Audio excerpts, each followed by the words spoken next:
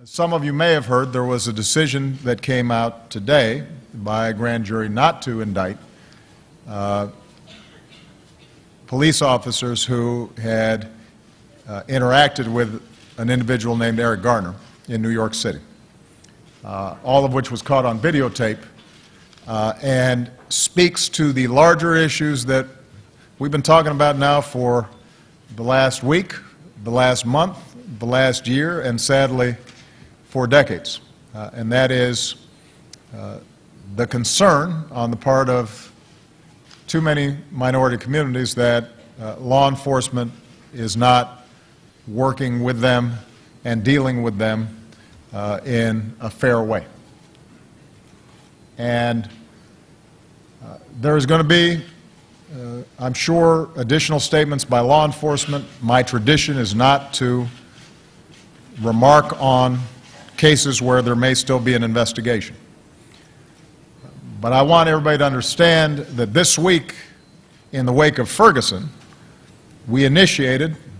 a task force whose job it is to come back to me with specific recommendations about how we strengthen the relationship between law enforcement and communities of color and minority communities that feel that bias is taking place, that we are going to take specific steps to improve the training and the work with state and local governments when it comes to policing in communities of color, that we are going to be scrupulous in investigating cases where we are concerned about the impartiality and accountability that's taking place. And as I said, when I met with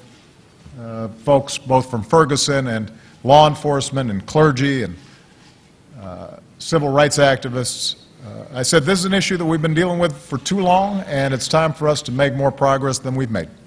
And I'm not interested in talk, I'm interested in action, and I am absolutely committed as President of the United States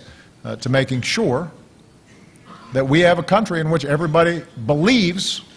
in the core principle that we are equal under the law.